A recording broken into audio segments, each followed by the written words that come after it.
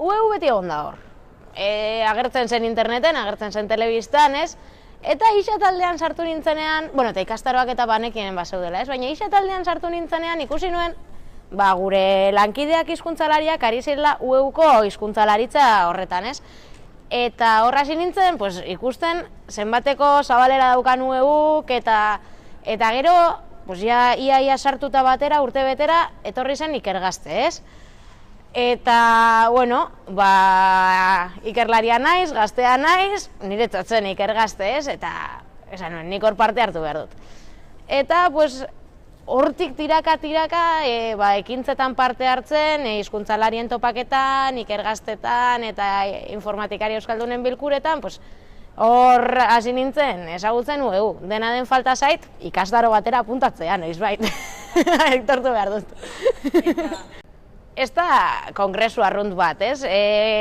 Disiplina guztietako jendea batzen garelako. Baina, nik esango nuke danok geneukala, edo ez dakite, espektatiba falta, edo espektatibak betetzeko gogo handia.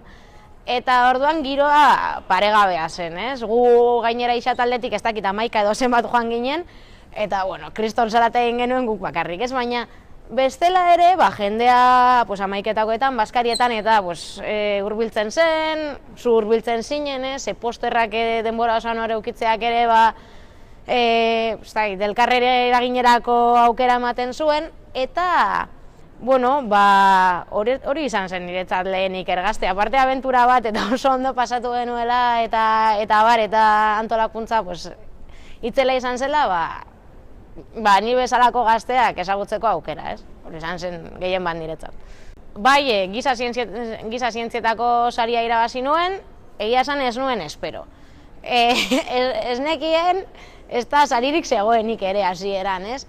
Bueno, nik izan nuen bezain ondo egin nuen nire lana eta nire aurkezpena, eta, bueno, erabaki zen nik irabazi nuela, eta kriston sorpresa izan zen, aparte horrek gero zeukan, ez da bakarrik diploma, ez? Gero daukan horrek guztiak, esan dezagun, aukerak edo zabaldu dizkidala, sarietako bat zen publikazio bat, orduan, bueno, eskerrak baino ezin dizkiot eman UEU-ri eta Iker Gazteko antolakuntzari, horregatik. Bai, bueno, nik beti esaten dut horrelakoetan ikusten dela ni oso sorteduna naizela. Ze guk Iker talde handia daukagu, gazte asko gara, eta babesa daukagu, ez? Baina ez da gauza bera Iker talde guztietan eta unibertsitatetik unibertsitatera ere aldatu egiten da. Eta, bueno, balio du Iker Gaztek beste errealitateak ezagutzeko, beste animoak emateko, balio du ere, doktoreak diren ikerlari gazte horiek ezagutzeko, ez? Eta, bekadun garaia edo doktoretza horreko garaia ere amaitu egiten da. Orduan, ezagutzea gero zer dagoen, eta horrek ere kontzientziatzen du edo egoeraz. Eta Iker Gaztek horretarako balio du.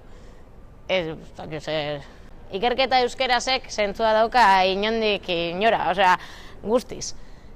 Bueno, ni hizkuntzalaria naiz, euskal filologia ikasi dut, orduan gure arloan publikazio asko dago euskeraz, UEUk sustatzen dituenak Kustaro dago hor tartean, gero Fontesen, Azjun eta onartzen dituzte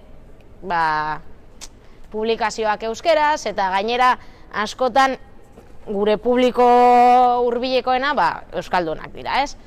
Baina esango nuke beste arlo guztietan ere euskerak badaukara bere lekua, Iker Gaztek demostratu egiten du. Zenbateko komunitatea dagoen euskeraz egiten duena, ez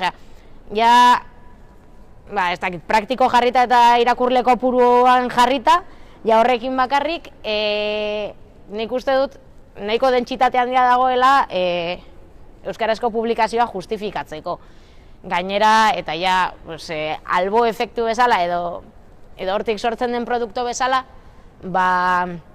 ari gara demostratzen fisika euskaraz egin daitekela, horretarako hitz zehatzak ditugula, terminologia ari da lantzen esparru guztietan, eta hori adituek baino ezin dute egin, eta gu gara adituak.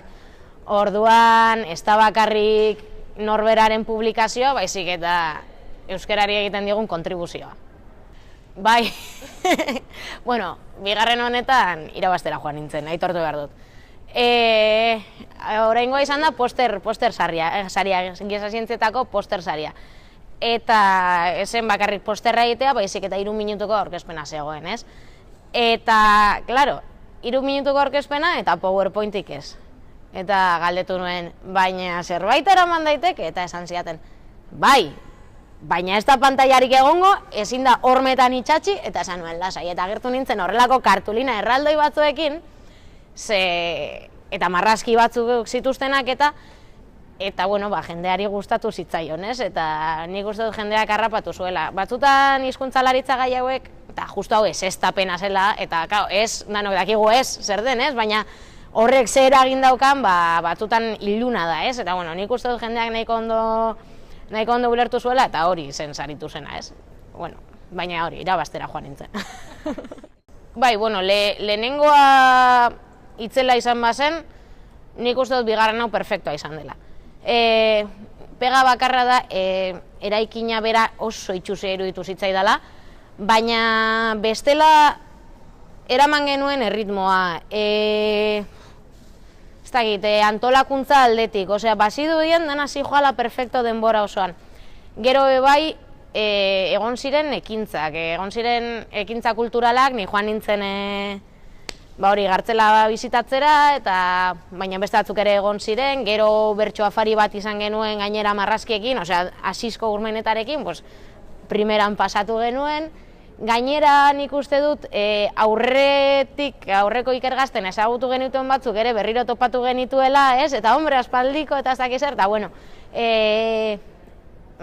gure arteko harremana ere oso ona izan zela. Orduan, nik uste dut ja, eta bueno, eta hizlariak, bai, oso ondo aukeratu zituzten hizlariak antolakuntzakoek, eta egia esan, nik uste dut ja heldutasun maila bat lortu duela ikergaztek esateko hau benetako kongresu serioa da, eta honek etorkizun handia dauka, ez? Ja gitxi dago betzeko, nik uste dut. Nik uste dut bi ekarpen egiten dituela. Bata da euskera. Dena da euskeraz funtzionatzen da, ikastaroak euskeraz daude, eta horrekin batera lotuko nuke hurbiltasuna. Ze askotan, ikastaro bera egiteko Euskal Herritik kanpo atera behar duzu, ez? Eta UEUk egiten duena da, Euskal Herri barruan, oso eskaintza zabalean eskaini. Eta horrek, aparte erosotasuna eta bai komunitatearen eraikuntza horretan lagundu egiten du, ez bakarrik euskaraz delako, hori garrantzitsuena delako, baina bai inguruko ikerlariak edo adituak edo interesa daukatenak batzen dituelako. Eta bigarrena, apur bat lotuta doa, ez? Eskaintza zabalarekin eta kanpora atera beharrez izate horrekin, ez? UEUk egiten du danetarik. Osea, ikusi da, bilkurak egiten dituela, topaketak, kongresuak, ikastaroak, masterrak inkluso, eta niri iruditzen zait komplementarioa dela hori unibertsitate, formaleko irakaskuntzarekin.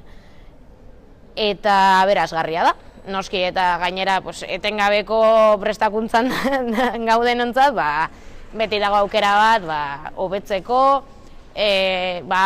hor, ez dakit, beti nahi izan dugun ari horri tira egiteko, edo dena delakoa, ez? Eta berriro ere, etxetik hurbil, eta hori beti da erosotasuna, osea, ezin keja. Nik badakit, publizitatea egiten dela, jendeak ezagutzen duela, baina nik uste dut oraindik ere, jende asko dagoela ez duena UEU ezagutzen. Eta ez da bakarrik UEUren arazoa, osea, nik uste dut euskeraren munduan gabiltzan guztion arazoa dela, ez? Pila bat pertsona euskaldun dago Euskal Herrian, gero eta gehiago, gazteak, prestatuak, hau da, UEUren bezero potentzialak, baina erderaz bizi direnez edo, ba, ez dira enteratzen, eta euren bizitzan baita euren lantokian ere bai, batzutan ikertaldeetan edo erderaz bizi dira, pues, ba, tradizio bat dagolako, eta ez dira enteratzen. Eta orduan, igual erronka hori da, ez? Ba, hoien gana heltzea eta hoien, ez dakit, interesak ere entzutea, ez? Eta, bueno, gehiago ere egongo dira, baina neko perfecto dabil. Niretzat zer da EU? Hau ez da erreza izan, Porque niretzat EU komunitatea da. Nik definituko nuke komunitate bezala. Nik uste dut daukala gaitasun bat jendeari harrera egiteko eta etxean bezala sentitzeko, ba, ez da, hori sustatzen du, ez? Eta gainera nik uste dut landu egiten duela komunitate zen hori. Ez zaitu ahazten aurreko baten parte hartu izan baduzu,